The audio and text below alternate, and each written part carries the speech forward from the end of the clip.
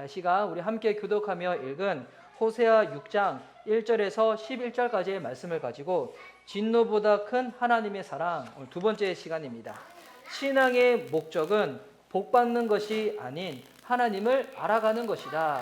신앙의 목적은 복받는 것이 아닌 하나님을 알아가는 것이다 라는 말씀의 제목으로 은혜를 읽고자 합니다. 우리 좌우에 계신 분들, 또한 이 시간 온라인으로 예배 드리시는 분들, 또 이 설교의 제목으로 서로 이렇게 축복합시다. 주님을 더욱더 알아갑시다. 이렇게 서로 축복하며 인사할까요? 자, 시작. 주님을 더욱더 알아갑시다. 할렐루야.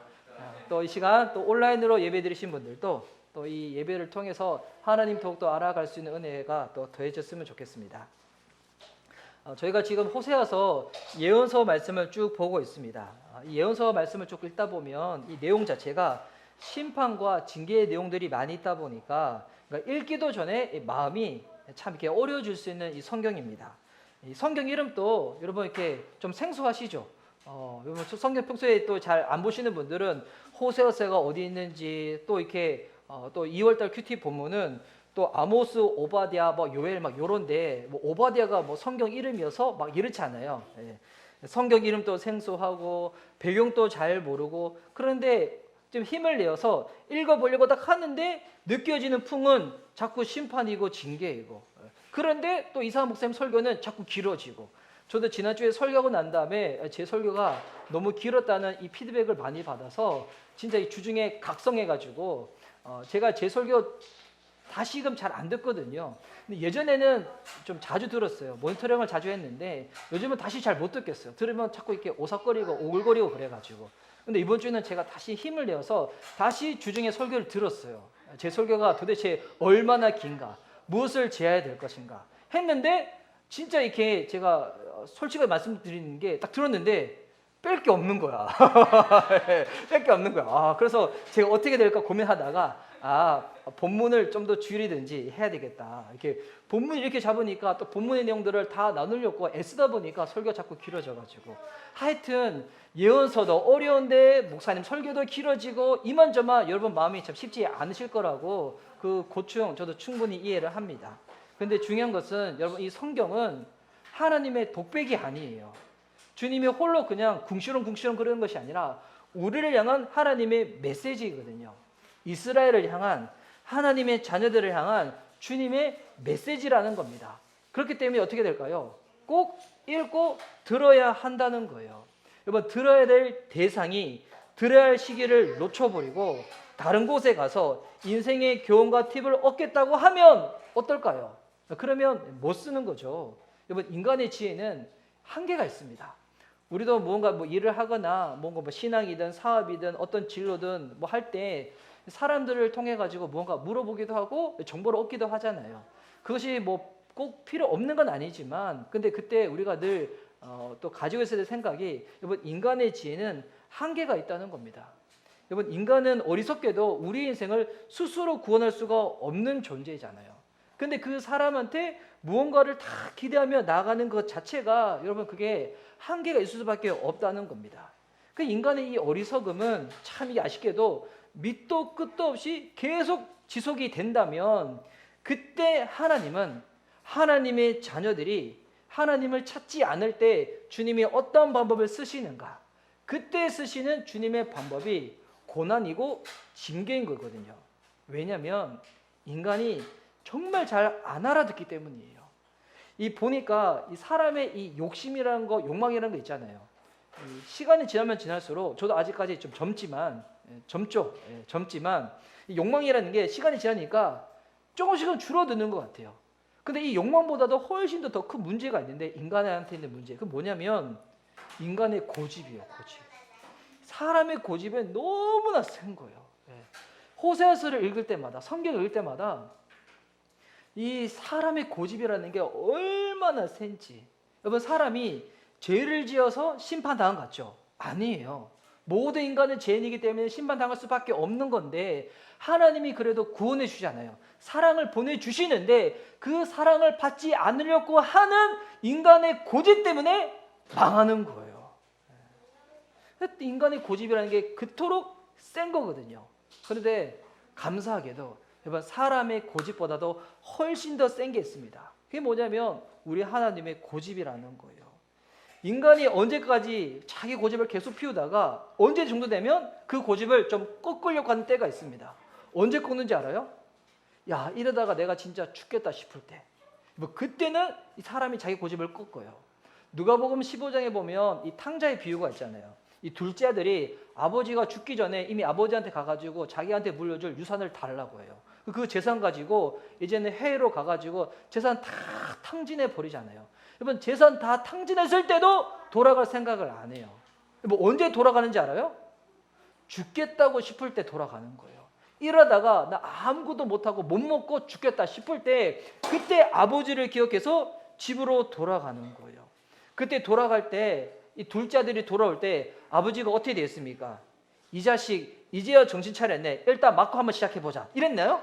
아니죠. 돌아올 때 아버지도 뛰어나가서 아들을 움켜 안아요.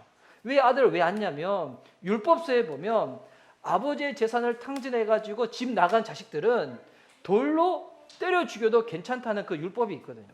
그래서 아들이 동네 사람들한테 돌에 맞아 죽기 전에 아버지 어떻게 하는 거예요? 뛰어나가서 아들을 움켜 안는 거예요. 이게 아버지의 사랑인 거죠. 생명을 살리고자 하는 이 아버지의 마음입니다. 그래서 이 예언서도 쭉 읽다 보면 그냥 심판의 내용으로 계속 지속되는 것 같지만 여러분 늘 그 심판의 끝에는 뭐가 있는지 아십니까? 구원과 회복의 메시지가 있다는 겁니다. 이 호세아서 말씀도 보면 우리 PPT 한번 넘겨주세요. 예, PPT 넘겨주시면 네, 넘겨주세요. 네, 호세아 전체의 구조를 보면 이 1장부터 14장까지 있거든요. 원래 이 구조가 어떻게 되냐면 1장부터 3장까지는 그 내용이 있잖아요.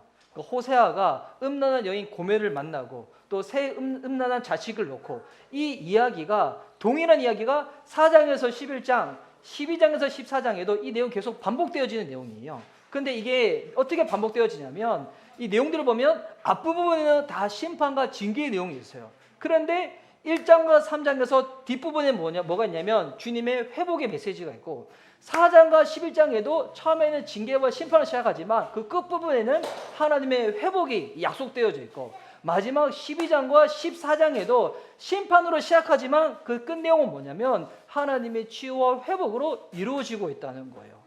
그래서 이 호세아서의 이 전체적인 주제가 뭐냐면 자 이거거든요. 호세아서는 하나님의 성품과 인간의 본성에 대한 깊은 진리가 남겨져 있는 거예요. 인간의 본성이 뭐겠습니까? 끝까지 하나님 말씀 안 들으려고 하는 그 고집을 피우려고 하는 그 본성. 하지만 끝까지 그들을 기다리시고 품으시고자 하시는 하나님의 그 열심, 주님의 성품이 기록되어 있는 성경이 이 호세아서입니다. 그래서 우리 하나님의 궁극적인 목표가 뭡니까? 인간을 향한 심판과 징계가 아니라 치유이고 구원이라는 거예요. 근데 이것이 가장 잘 드러나 있는 호세아서의 이 장이 어디냐면 호세아 6장입니다.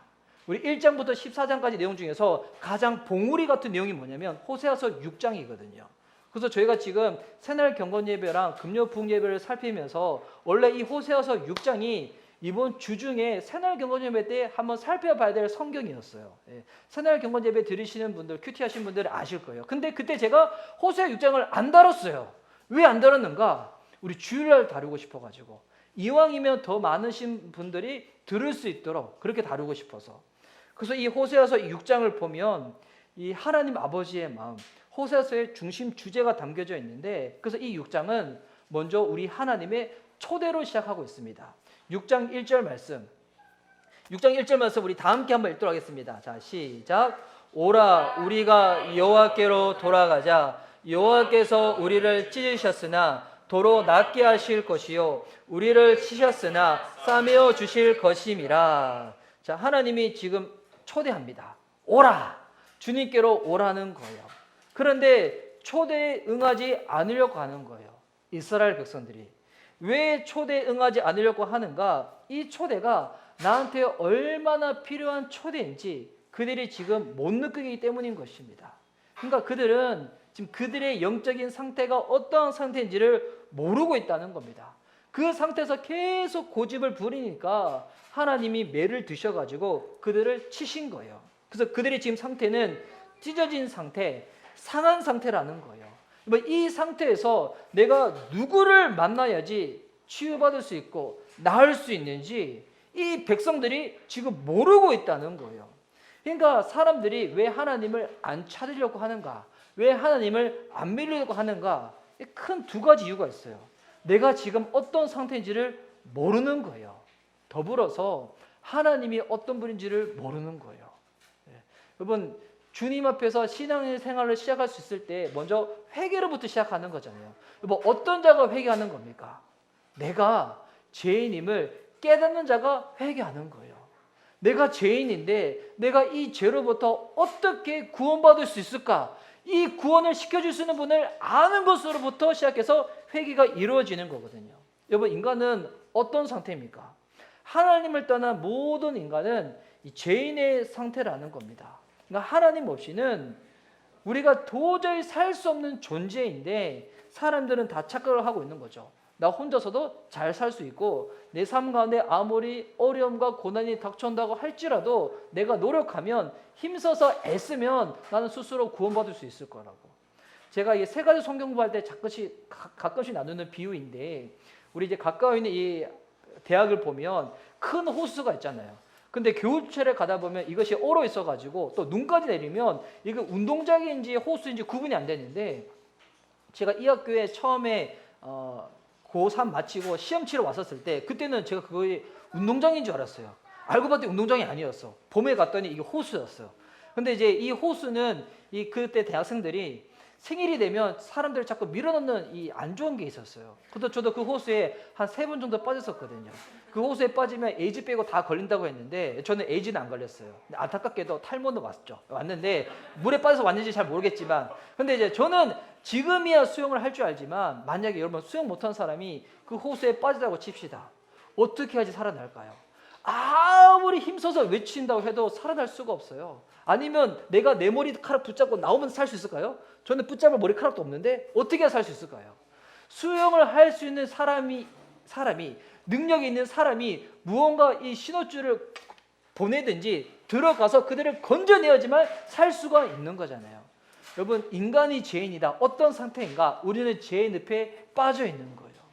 그 죄의 늪에서 헤어날 수 있을 만큼 우리는 실력할 수 있는 수영이 없는 거예요. 왜냐하면 그 죄의 늪이 우리를 끌어당기고 있는 힘이 훨씬 더 크기 때문에 살 수 있는 방법은 죄의 늪에 밖에 있는 사람이 누군가 우리를 향하여 손을 던져서 줄을 던져서 그것을 붙잡아야지만이 어떻게 되는 겁니까? 우리가 건져날 수가 있다는 겁니다. 왜 사람들이 하나님을 믿지 않고 하나님을 외면하는가? 내가 지금 어디에 빠져 있는지 모르는 거예요. 지금 누가 나한테 줄을 던졌는지 그 줄을 보지 못하기 때문에 그런 것입니다. 그래서 하나님은 우리가 이 죄로부터 이것을 깨닫고 그 하나님이 주시는 구원의 손길을 붙잡으려고 할 때 어떻게 하신 주님이신가? 우리를 치유해 주시고 낫게 해주시고 구원시켜 주시는 주님이시라는 겁니다. 그러면 무엇으로 인해서 우리가 구원받을 수가 있는가? 여러분 2절 말씀 보십시오. 제가 한번 읽겠습니다. 여호와께서 이틀 후에 우리를 살리시며 셋째 날에 우리를 일으키시리니 우리가 그의 앞에서 살리라.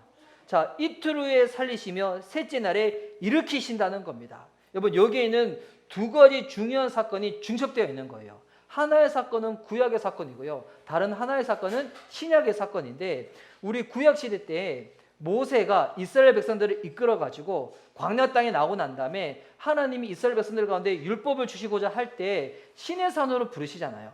그때 시내산을 부를 때 주님이 어떻게 명령하시냐면 이틀 동안에 성결하고 그 셋째 날에 율법을 주세요.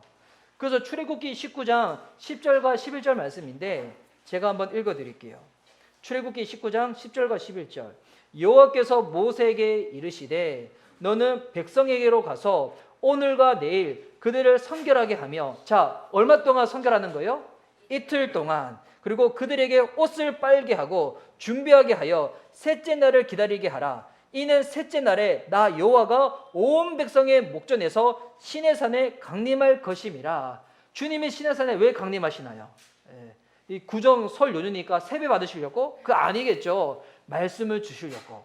이틀 동안 준비케 하고 셋째 날에 말씀을 주시는 거예요. 근데 이틀 동안 그들이 성결하기 위해서 옷을 빨았다고 합니다. 여러분 주일날 올 때 단정하고 깨끗한 복장으로 오는 거예요. 새 옷 입으라는 게 아니에요. 주님 앞에 몸가짐도 옷가짐도 다 깨끗하게 하는 거죠. 그리고 셋째 날에 말씀을 주시는 거죠. 그런데 이게 신약 성경으로 넘어오면 여러분 말씀이 누구십니까? 말씀이 육신이 되어 이 땅에 오신 분이 예수 그리스도잖아요. 그래서 이거는 무엇을 예표하고 있는 거냐면 예수님의 십자가 죽음 이후에 부활을 의미하는 거예요.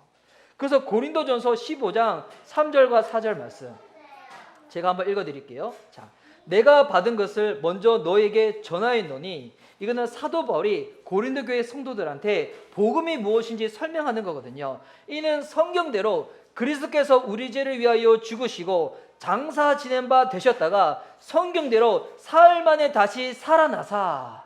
자, 예수님이 십자가에 죽으신 그때 요일이 금요일이었어요. 근데 사흘 만에 살아나셨다는 거잖아요. 유대인들은 날짜를 헤아릴 때 당일도 포함하거든요. 금요일, 토요일 이틀 지나고 난 다음에 사흘째가 되던 날 우리 일요일, 우리 지금 주일이라 부르죠.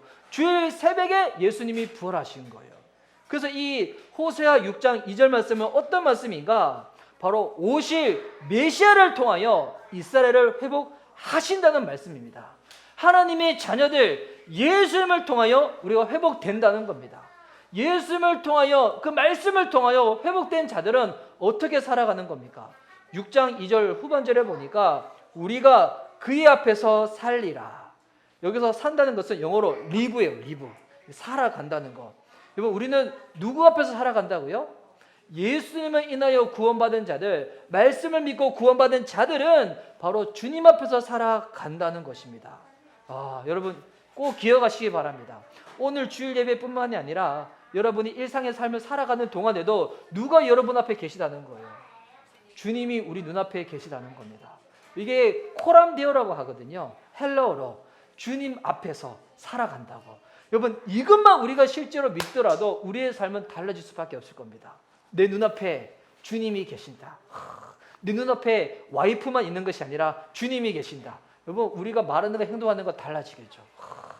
여러분 특별히 이번 구정 연휴 보내시는 동안에 우리 안 믿는 가족과 이 연휴를 보내시는 분들은 참 이 시간이 쉽지 않을 거예요. 그렇죠. 청년들은 집에 가면 계속 그 얘기 하지 않아요?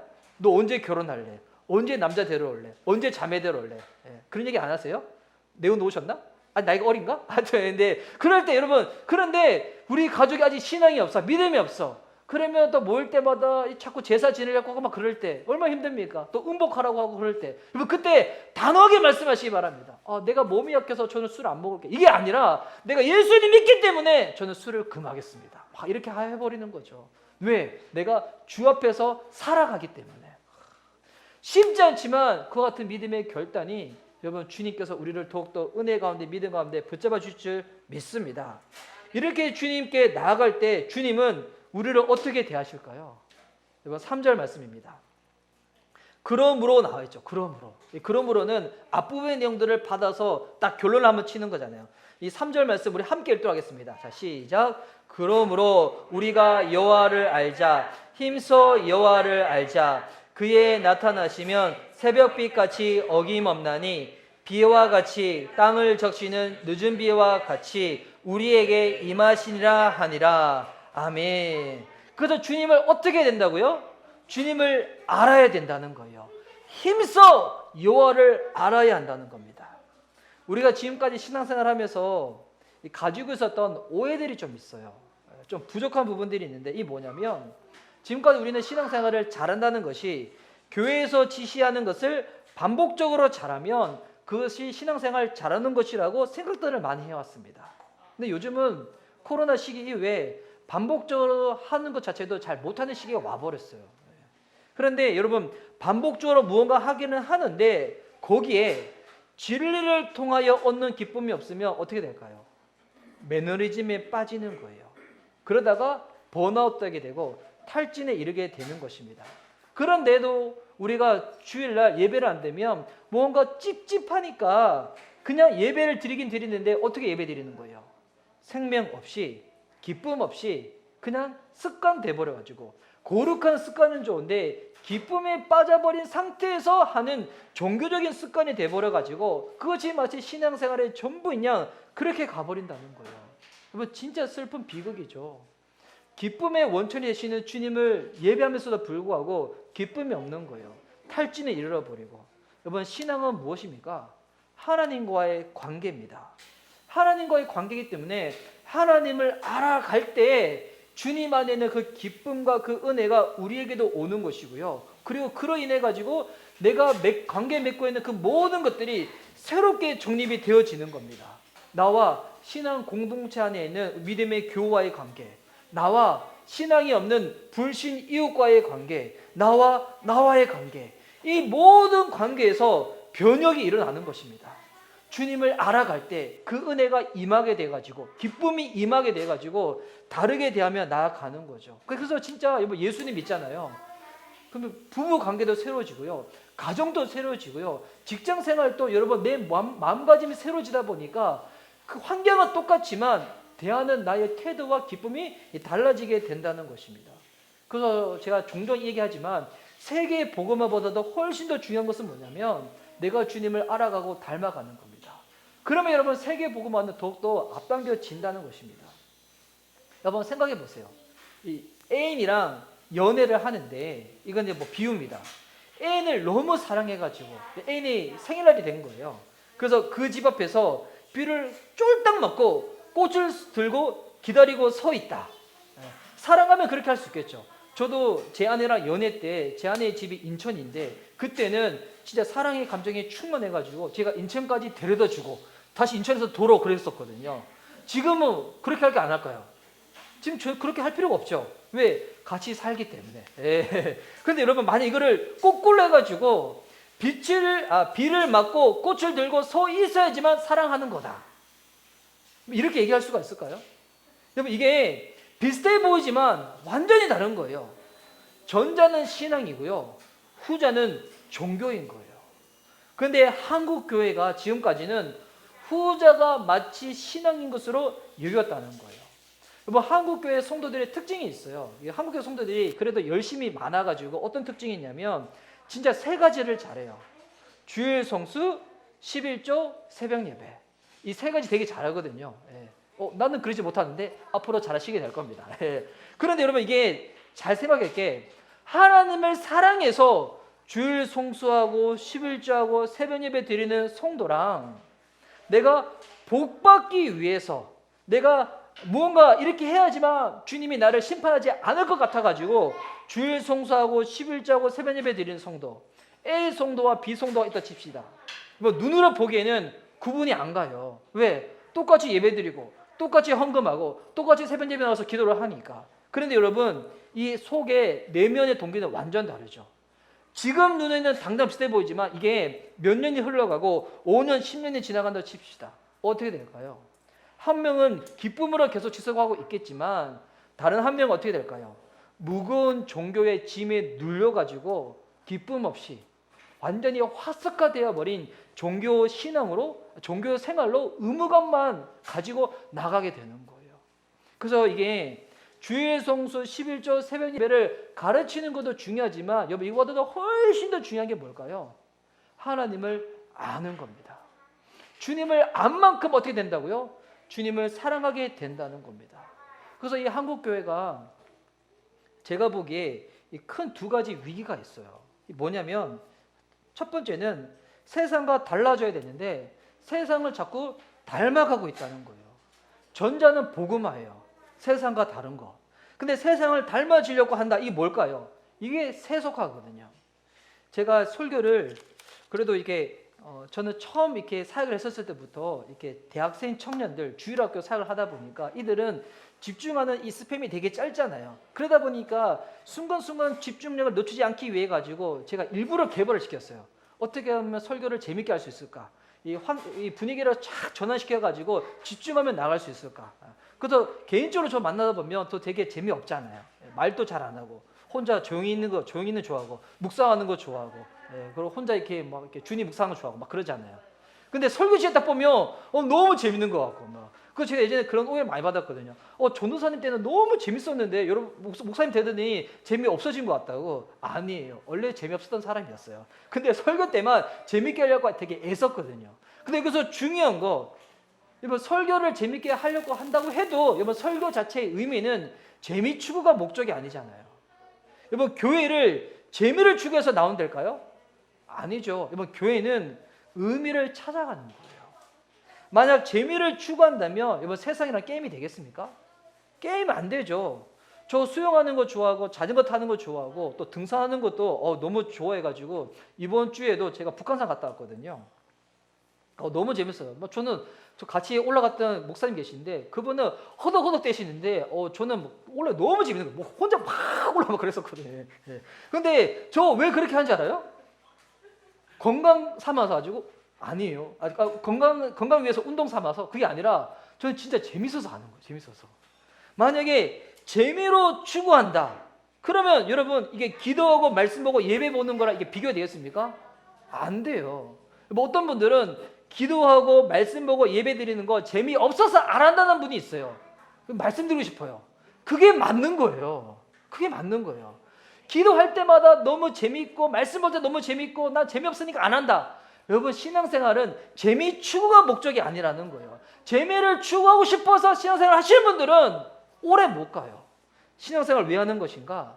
이 안에는 재미가 아닌 영적인 의미가 있는 거예요. 영적인 의미가 있기 때문에 기도도 하는 거고요. 말씀도 보는 거고 예배도 드리는 거예요. 의미를 추구하지 아니하고 재미만 추구해 나간다. 세상이랑 여러분 비교가 안 되죠. 저희 주일학교도 지금 다음 세대 예배를 드리고 있지만 우리 다음 세대 예배 보면 재미있는 요소가 별로 없어요. 근데 제가 다음 세대를 위해서 어떻게 하면 예배 드리면 좋을까라고 제가 기도하고 고민하고 여러 가지 좀 이렇게 목사님들의 의견을 듣다가 제가 정말 깨달은 게 있어요. 여러분 청년일 때 나이가 어리면 어릴수록 정말 주님 앞에 신앙생활 할 때 제일 중요한 게 뭔지 알아요? 주님 앞에서 굴복하는 것을 배우는 거예요. 여러분 이거를 어렸을 때 배우지 아니하잖아요. 나이 들어서도 안 돼요. 이스라엘 백성들 보세요. 뭐를 못하는 거예요? 본인들의 고집을 꺾지 못하는 거예요. 이게 뭐냐면 주님 앞에서 굴복하는 신앙을 못 배운 거예요. 여러분 신앙생활은 재미 추구가 아닙니다. 의미를 추구하며 나가는 거예요. 또 하나 이 한국교회 위기가 뭐냐면 제가 보니까 자꾸 이교화가 되고 있다는 거예요. 이 호세아서랑 비슷한 이 부분인데 하나님을 섬기는데 그 안에 신앙의 알맹이는 없는 거야. 그러니까 바알을 섬기는 거랑 똑같은 거야. 교회에 와서 복음을 말하는데 이 복음이 세상에서 말하는 거랑 차별이 없는 거예요. 기복적인 거, 번영적인 거, 뭐 복 받는 거. 그러니까 이러다 보니까 교회가 여러분 심각한 위기에 놓이는 거예요. 다 왜 이런 문제가 생기는가? 하나님을 몰라서 생기는 문제라는 것입니다. 여러분 다시 말씀드리지만 이 신앙의 목적은 하나님을 알아가는 겁니다. 기도해 가고 응답받는 게 목적이 아니에요. 사역도 헌신도 이것도 목적이 아니에요. 교회 열심히 사역해가지고 그러면 유명해지고 알아지고 막 제가 진짜 20대 때 그랬거든요. 저 20대 때 진짜 이 신앙과 사역을 잘못 배워가지고 그러니까 지금의 저희 한 40대 목회자들이 완전히 중간에 끼어있는 샌드위치 같은 세대가 되어가지고 저희가 막 신학을 공부하고 사역을 처음 했었을 때 그때 진짜 그렇게 배웠어요. 사역의 성공은 조은기 목사님처럼 돼가지고 교회 많이 성장시키고 크게 하고 방송 설교 나가고 집회 여러 번 초대받는 강사가 되는 거라고. 진짜 그렇게 배워가지고 진짜 그것을 추구하다가 탈진해 와가지고 열등감에 막 시달리고 그랬었거든요. 그렇다고 해가지고 교회 성장하는 게 나쁜 거 아니에요. 방송 설교하는 게 나쁜 거 아니에요. 나쁜 거는 그것을 추구하는 게 나쁜 거예요. 주님을 열심히 섬기다가 주님이 분기수를 주셔가지고 교회도 성장할 수도 있고 집회에 강서로 갈 수도 있고 그럴 수도 있는 거지만 그런데 그거 하지 아니하면 교회가 실패했다, 사역이 실패했다 얘기하는 게 여러분 그 틀렸다는 것입니다. 제가 주중에 그런 생각을 해봤었거든요. 제가 이제 저번 송구여신 예배 때 선한목자교회 다니는 성도들은 참 행복하겠다 얘기했잖아요. 유규성 목사님 설교 듣고 신앙생활 하시는 분들 참 행복하겠다고. 근데 지금 그 교회에 가도 유규성 목사님 이제 곧 안 계신다고. 왜? 이제 은퇴를 하시거든요. 그리고 새로 오신 목사님이 저보다 나이가 1살 어리신 분이세요. 진짜 젊으신 목사님이죠. 근데 제가 이제 그분 목사님 설교를 한번 들어봤어요. 그분은 그 교회에서 전도사로 계시다가 미국 가서 유학도 하시고 담임 목회도 하셔서 교회도 성장시키시고, 그리고 이번에 부임받은 교회가 지금 한국에서 대표적인 교회 중에 한 교회로 딱 오신 거예요. 근데 여러분 보세요. 그보다도 나이가 한 살 더 많은 저, 딱 겉으로만 비교해 보세요. 만약에 교회의 성장이 사역 성공의 척도라면 저는 진짜 이게 진짜 한참 비참한 거죠. 근데 여러분, 제가 주중에 그분 설교 듣는데 전혀 마음에 열등감이나 이기심이 생기지가 않는 거예요. 왜? 하나님이 우리의 모든 것을 다 아시거든요. 예. 여러분, 신앙의 목적은 사람들 눈에 보이는 어떤 척도, 성공, 규모가 아니라 주님을 내가 얼마나 알아가고 있는가, 내가 하나님을 얼마나 사랑하는가, 이걸 아는 거예요. 여러분, 이게 목회자들 뿐만 아니라 우리 성도님도 마찬가지입니다. 제가 20대 때 그런 얘기를 많이 들었어요. 저 신앙생활 열심히 해가지고 우리 교회 장로님처럼 돈 많이 벌어서 큰 사업 해가지고 11조 매 제일 많이 드리는 성도가 되고 싶다고. 그러니까 그때는 성도 중에서 신앙생활 잘하는 게 11조 많이 들으면 훌륭한 성도라고 착각들을 한 거예요. 근데 여러분, 그거 아니에요. 저는 우리 교회 성도님들이 하는 사업도 번창하고 가정도 행복하고 나중에 좋은 배우자도 만나서 훌륭한 가정도 꾸렸으면 좋겠지만, 여러분, 그때 우리의 삶의 성공이라는 게 세상의 척도가 성공이 아니라는 것입니다. 우리의 삶의 목적은, 신앙의 목적은 저와 여러분이 주님을 더욱더 알아가는 거고요. 이전보다도 지금 더욱더 주님을 사랑하는 것이, 신앙생활의 성공이라는 단어가 어울리지는 않지만 굳이 성공을 집어넣는다면 주님을 더욱더 사랑하는 것이 신앙의 성공이라는 것입니다. 우리 좌우 계신 분들 이렇게 서로 한번 축복합시다. 주님을 더욱더 사랑하는 주님 자녀 되시라고. 주님 더욱더 사랑합시다 라고 서로 축복하면서 할까요? 자, 시작. 주님 더욱더 사랑합시다. 네. 여러분, 그래서 이 기회라는 게 호기 때문에 오는 게 아니라, 여러분, 위기도 어떻게 보면 기회일 수도 있어요. 왜? 이제 어느 교회가 진짜 복음이 있는 교회인지, 어떤 성도가 진짜 기쁨으로 주님 앞에 나가는 성도인지, 아니면 종교적인 의무감 가운데 예배는 드리고 있지만 주님을 향한 마음은 없는 것인지, 지금 다 드러날 수 있는 시기인 거잖아요. 이때 다 드러났을 때 다시금 새롭게 정리를 하는 겁니다. 말씀을 가지고 신앙은 관계이다, 하나님을 알아가는 것이다, 주님을 알렸고 할 때 우리 주님 어떻게 하시나요? 당신을 드러내시는 거예요. 그래서 3절 후반줄에 뭐라고 나왔습니까? 새벽빛같이 어김없나니 비와 같이 땅을 적시는 늦은 비와 같이 우리에게 임하시리라 하니라. 주님은 주님을 알고자 하는 자들 가운데 새벽빛같이, 늦은 빛같이 임하신다는 겁니다. 이 새벽빛이 뭐냐면, 여러분, 지금까지 하나님이 이 천지를 창조하시고 난 다음에 날마다 밤이 오잖아요. 근데 밤이 왔다가 한 번도 새벽이 안 온 적이 있나요? 없죠. 여러분, 밤이 오지만 새벽은 늘 왔습니다. 무슨 말인가? 이거 하나님의 성실하심을 언급하고 있는 거예요. 우리 하나님은 성실하신 분이십니다. 주님을 찾고자 하는 자들 가운데 주님이 나 오늘 늦잠 자버려가지고 오늘은 복을 못 줄 것 같아, 은혜를 못 줄 것 같아, 주님 아니라세요. 저는 참 이게 사역자지만 정말 부족해가지고, 제가 지지난주에 저랑 아내가 알람을 맞춰놓고 잤음에도 불구하고 딱 보니까 5시 50분인데, 네. 우리 교회 새벽 예배 6시인데 저희 집이 예배당 아래쪽에 있는 것도 아닌데 뭐 시간 5시 일어난 거예요. 일어나자마자 그냥 진짜 잠옷 빨아만 나올 뻔했어요. 막 옷을 입고 나왔는데, 그래서 이제 저희 교회 새벽 예배 나오시는 분들이 있잖아요. 특별히 현장까지 나오시는 분들, 집이 멋인데도 불구하고 우리 찬이 형제님이랑 우리 이제 양춘 선생님 나오는데 오면서 생각했어요. 오늘은 오실까 안 오실까? 오실까 안 오실까? 오실까 안 오실까? 하필 그날 오셨던 날이었어. 예. 사역자가 늦잠을 자가지고, 예. 너무 감사하게도 우리 주님은 이상한 목사 같지 않습니다. 예. 이상한 목사는 새벽에 늦잠 자가지고 예배도 늦게 올 때도 있지만, 우리 주님은 새벽빛처럼 늘 한결같이 성실함으로 우리를 대하여 주신다는 것입니다. 더불어 이게 보니까 또 주님이 늦은 빛같이 우리에게 임하신다고 말씀하고 있잖아요. 이 늦은 빛은 뭐냐면, 이스라엘을 농사를 지을 때 우리나라하고는 달라가지고 겨울에 농사를 시작합니다. 겨울에 농사를 시작하기 전에 가을에 내리는 비를 이른 비라고 하고요, 그리고 이 봄철이 돼가지고 수확을 하기 전에 그때 결실이 풍성할 수 있도록 봄에 내리는 비가 이 늦은 비예요. 우리 이제 대중가요 중에서 봄비 있잖아요. 봄비 나를 울려주는 봄비 이게 있어요. 우리 청년들 모르시나요? 비슷한 세대인데 왜 모르지? 근데 그때 봄비를 들으면 생각하세요. 아, 이게 늦은 비구나. 그러니까 봄에 내리는 비가 늦은 비인 거예요. 그래서 이 봄비는 늦은 비는 어떤 비입니까? 결실을 더욱더 풍성하게 하는 비. 그러니까 이게 무슨 말이냐면 주님을 알고자 하는 자들 가운데 성실함과 생명력이 풍성한 그 능력으로 임하여 주신다는 것입니다. 주님을 알고자 하는 자들 가운데. 그런데 지금 호세아 때 북이스라엘과 남자는 어떤 상태인가? 주님이 이렇게 초대장 보내고 나 성실함으로 대해줄게. 나 풍성한 생명력으로 대해줄게. 주님이 다 준비해 주신데도 불구하고 이들의 모습 4절 말씀 보십시오.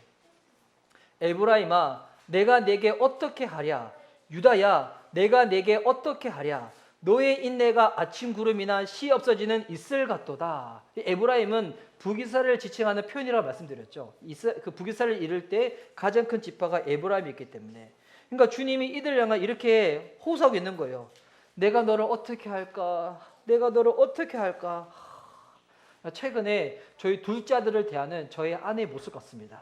우리 주다를 어떻게 할까? 주다를 어떻게 할까? 우리 주다는 먹는 거에 너무 이렇게 관심이 많아가지고 밤에 잘 때 엄마 내일 아침에 뭐 먹나요? 그리고 아침에 일어나자마자 오늘 저녁에 뭐 먹나요? 계속 이런 얘기 하거든요. 그래서 너를 어떻게 할까? 너를 어떻게 할까? 그러니까 주님이 지금 이스라엘과 유다를 향하여 너를 어떻게 할까? 주님이 이렇게 대하시는 거예요.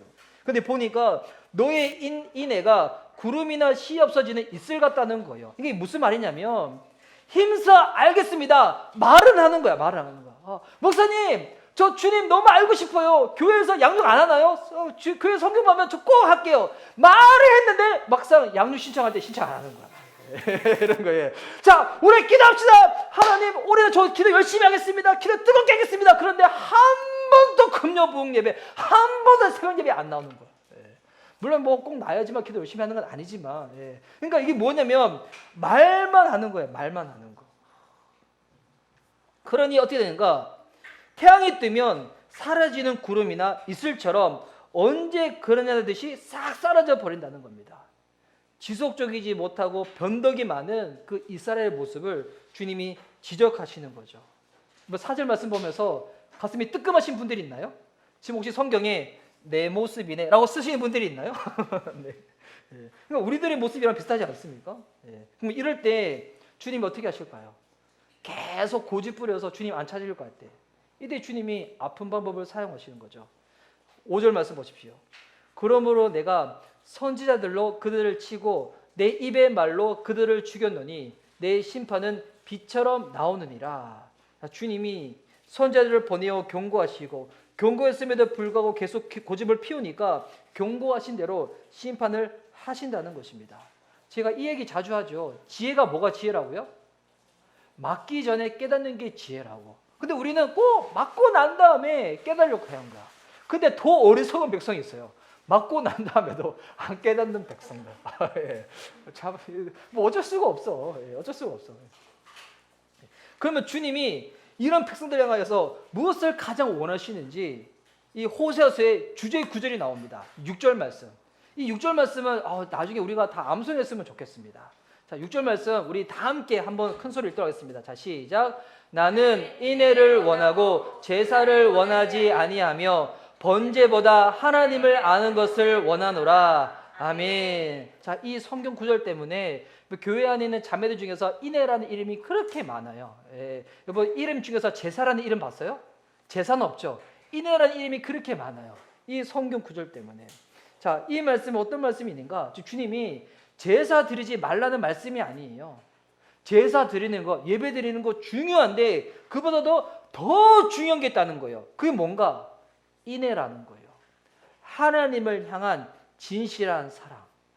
하나님은 우리를 일방적으로 계약을 맺으셔서 내가 너를 보호해줄게, 구원해줄게, 사랑으로 대해줄게. 주님이 계약을 맺으신 거예요. 이게 헤세드의 사랑이라 했잖아요. 그런데 헤세드의 사랑을 보내시는 하나님 앞에 주님이 우리한테 무엇을 원하시는가? 우리의 마음을 원하시는 겁니다. 번제가 아닌 하나님을 아는 것을 원한다고. 이 번제는 뭡니까? 제사 방법 중에서 완전히 태우는 방법이 이 번제의 제사거든요. 그러니까 무슨 말이냐면 엄청난 헌신을 보인다고 하지만 하나님을 알고자 하는 마음 없이 눈가리용으로 하는 봉사, 헌신, 주님 그런 거 원치 않는다는 거예요. 저는 진짜 예전에 그 선교를 한창 열심히 다녔을 때 그런 지체를 본 적이 있어요. 여보 선교까지 간다. 일부러 본인이 휴가를 반납해가지고 간다. 그러면 진짜 주님을 향한 뜨거운 마음이 있는 지체들이 그런 거잖아요. 근데 저희가 지체들 중에서 진짜 주님 사랑하는 마음이 없이도 선교를 따라가는 사람을 본 적이 있어요. 왜? 본인이 좋아하는 지체가 선교팀에 딱 지원을 한 거야. 그래서 그 지체한테 잘 보이고 싶어가지고 선교를 따라가는 거예요. 휴가 반납해서 그 엄청난 그 선교 비용까지 들면서 와, 야, 이게 와, 그러니까 한 사람만 사랑해도 그렇게 딱 대하는 거예요. 야, 그러니까 주님 사람이 보기에는 잘 모르지만, 근데 주님 그거 다 아신다는 거예요. 눈 가리용으로 하는 봉사, 헌신, 충성. 주님은 그런 거 원하지 아니하고 무엇을 원하신다고요? 하나님을 아는 것을 원하신다는 거예요. 여러분 이런 성경 구절을 보면 우리가 정말 하나님 마음을 잘 모르는 상태에서 신앙생활을 하는 건 아닌지 한번 살펴봐야 되는 거예요. 주님 믿는다고 고백은 하는데 혹여나 내가 원하는 방식으로, 내가 편한 방식대로 자기 만족력으로 자유하면서 신앙생활을 하는 것은 아닌지. 여러분 이게 왜 위험하냐면 우상 숭배라는 것이 꼭 조각상 앞에서 절하는 것만 우상 숭배가 아닙니다. 하나님 알지 못하는 상태에서도 행할 때 우리의 이 신앙이 우상 숭배로 흘러갈 수가 있는 거예요. 모세가 시내산에 올라가서 하나님 말씀을 받는 동안에 이스라엘 백성들은 아론한테 와가지고 이 데모를 하거든요. 우리를 애굽에서 건져낸 신을 보여달라고 계속 데모를 하는 거예요. 처음에는 아론이 하나님이 여호와 하나님이 그 하나님이다 했는데도 불구하고 계속 데모를 하니까 아론도 어쩔 수가 없어가지고 금으로 금 송아지를 만들잖아요. 그러면서 그들한테 딱 보여주면서 뭐라고 하냐면 이게 너희를 구원한 여호와 하나님이라고. 그러니까 목회자한테 그런 유혹이 올 때가 있어요. 정말 복음을 제대로 알려주고 진짜 신앙생활을 하다 보면 시간이 좀 오래 걸려요. 더디거든요. 근데 어떨 때는 쉽게 가는 방법이 있어요.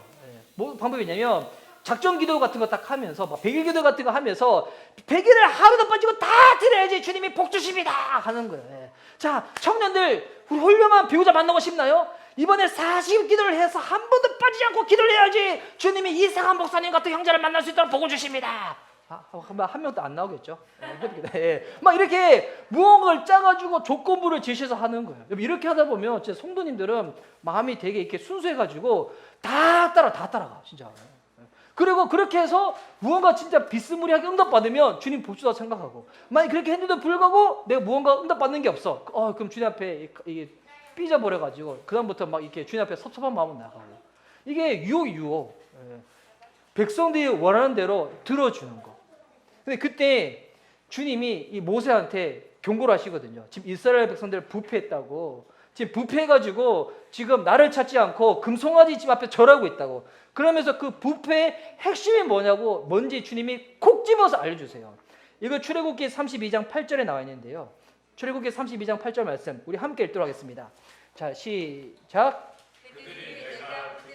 명령한 길을 속히 떠나 자기를 위하여 송아지를 부어 만들고 그것을 예배하며 그것에게 제물을 드리며 말하기를 이스라엘아 이는 너희를 애굽 땅에서 인도하여 낸 너희 신이라 하였도다. 여러분 성도들이 이런 거예요. 그냥 하나님이 아닌데도 불구하고 마음을 다하여서 충성으로 헌신을 하는 거예요. 근데 이때 뭐라고 나와 있습니까? 자기를 위하여 송아지를 부어 만들고. 여러분 하나님을 모르는 상태에서 종교적인 의무감만 가지고 주님 앞에 나가게 되잖아요. 어떻게 되는지 알아요? 하나님을 알아가려고 하는 것이 아니라 자기 만족용으로 예배하고 자기 만족용으로 봉사하고 자기 만족용으로 주님 앞에 주님이 아니라 그 헛된 우상 앞에 충성하며 나가게 된다는 것입니다. 이게 진짜 무서운 거예요. 자기 만족용으로. 그래서 자기 만족용으로 하는지 안 하는지 이것을 살펴볼 수 있는 쉬운 방법이 있어요. 예배 때 태도를 보면 알아요. 태도를. 진짜 하나님을 알고자 하는 사람이 여러분 예배 때 지각할 수 있을까요? 지각 못하겠죠. 지각하고 난 다음에도 본인의 마음이 너무 그럴 거예요. 하나님, 제가 오늘 주님 앞에서 예배 지각했어요. 너무 죄송해요. 그런데 이게 하나님이 아니라 자기 망령을 하는 사람들은 내가 예배 때 지각했다. 내가 오늘 복 받아야 되는데 이번 주에는 내가 재수가 없겠구나. 이렇게 생각하는 사람들이 있어요. 주일 예배 빠지지 않는 성도들 중에서 어떤 성도들이냐면 주일 예배 빠지고 난 다음에 이번 한 주를 보냈는데 지난 주와 다르게 자꾸 아내가 나한테 신경질을 대하는 거야. 그리고 자꾸 회사 갔는데 상사가 자꾸 나한테 이상한 일을 시키는 거야. 그리고 운전하는데 자꾸 범칙금하고 갑자기 자꾸 나는 분명히 파란불에 지나갔는데 보니까 이거 단속 딱지 와 있고 막 이런 거예요. 공부해 보니까 왜 이러지? 봤더니 지난 주일에 빠진 거예요. 지난 주일에 왔는데 늦게 예배 드린 거야. 헌금 드릴 때 아까워서 몇 개 안 드린 거야. 이런 식으로 하는 사람들이 있어요. 여러분, 그렇다고 해서 주님이 벌 주거나 심판하지 않습니다. 우리 주님 그런 주님 아니세요. 네. 우리 주님은 인격적인 주님이세요. 그래서 주님을 섬겼는데 자기 만족을 드리는 사람들은 신앙생활 이렇게 하게 되는 거거든요. 모르는 상태에서 신앙생활을 했었을 때 이제는 총체적인 난국의 이스라엘 모습이 등장합니다. 이것이 7절부터 11절까지 쭉 나와 있는데요. 이 부분은 제가 그냥 빨리 읽고 쭉 넘어가도록 하겠습니다. 7절 말씀 보십시오.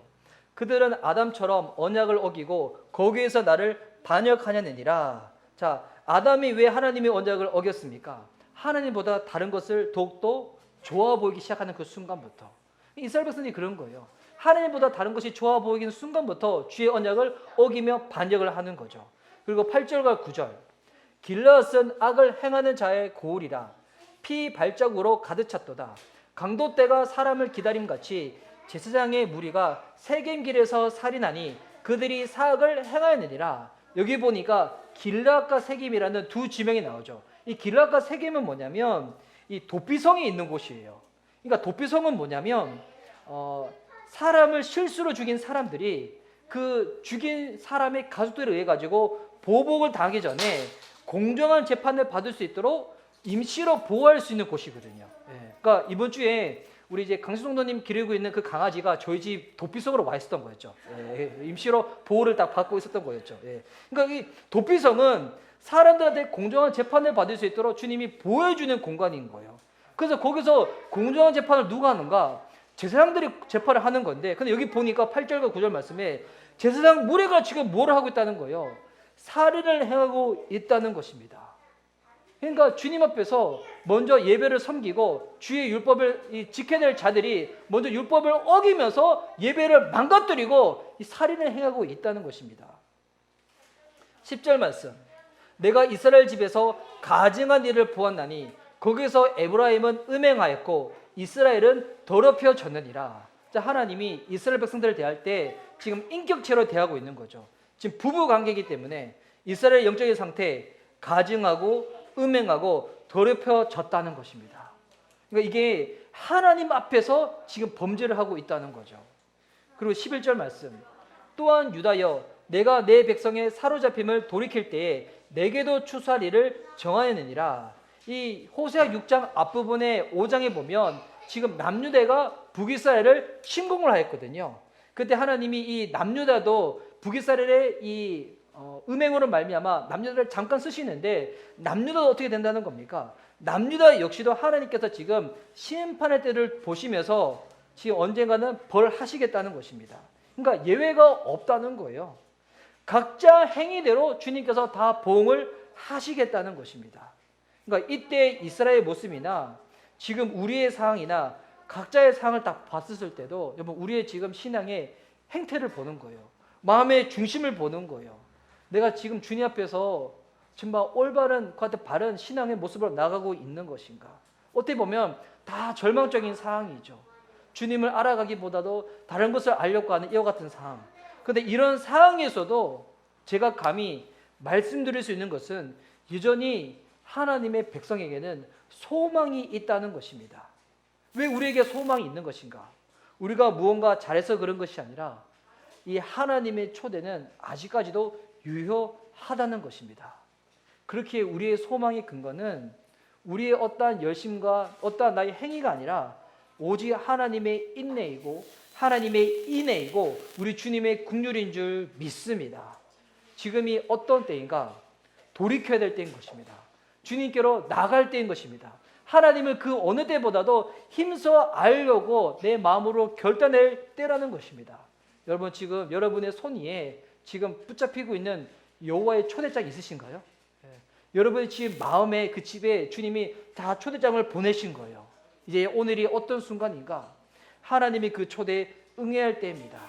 제사보다 진실한 마음을 원하시는 주님, 외식적인 어떤 행위보다도 하나님 그분 한 분만을 더 알기를 원하시는 주님 앞에 우리가 결단하는 겁니다.